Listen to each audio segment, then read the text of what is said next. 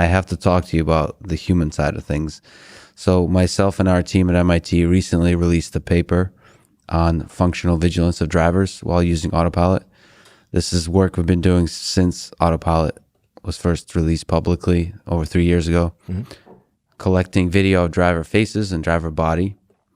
So I saw that you tweeted a quote from the abstract, so I can at least guess that you've glanced at it. Yeah, I read it.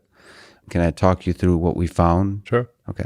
So it appears that in the data that we've collected, that drivers are maintaining functional vigilance such that we're looking at 18,000 disengagements from autopilot, 18,900, and annotating, were they able to take over control in a timely manner? So they were there, present, looking at the road to take over control. Okay. So this goes against what many would predict from the body of literature on vigilance with automation. Now the question is, do you think these results hold across the broader population? So ours is just a small subset.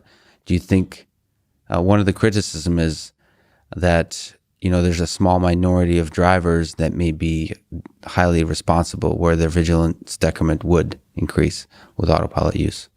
I think this is all really going to be swept. I mean, the system's improving so much, so fast, that this is going to be a moot point very soon.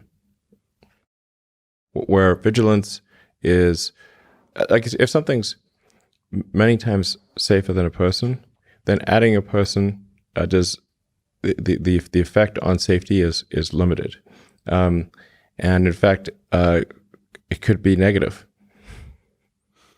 That's really interesting. So the fact that a human may, some percent of the population may exhibit a vigilance decrement will not affect the overall statistics numbers of safety. No, in fact, I think it will become very, very quickly, maybe even towards the end of this year, but I'd say I'd be shocked if it's not next year at the latest, that having a human intervene will decrease safety.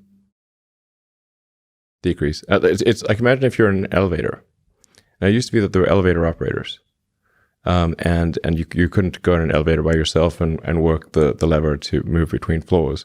And now nobody wants an elevator operator because the automated elevator that stops at the floors is much safer than the elevator operator.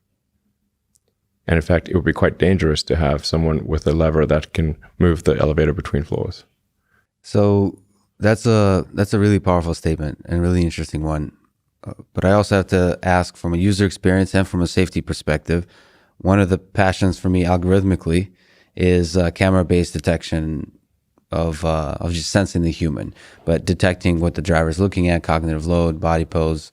On the computer vision side, that's a fascinating problem. But and there's many in industry who believe you have to have camera-based driver monitoring. Do you think there could be benefit gained from driver monitoring? If you have a system that's at or below human level reliability, then driver monitoring makes sense. But if your system is dramatically better, more reliable than a human, then driver monitoring does not help much. And like I said, you just like you wouldn't want someone you wouldn't want someone in the elevator. If you're in an elevator, do you really want someone with a big lever? Some random person operating an elevator between floors? I wouldn't trust that. I would rather have the buttons. Okay, you're optimistic about the pace of improvement of the system. That from what you've seen with the full self-driving car, computer. The rate of improvement is exponential.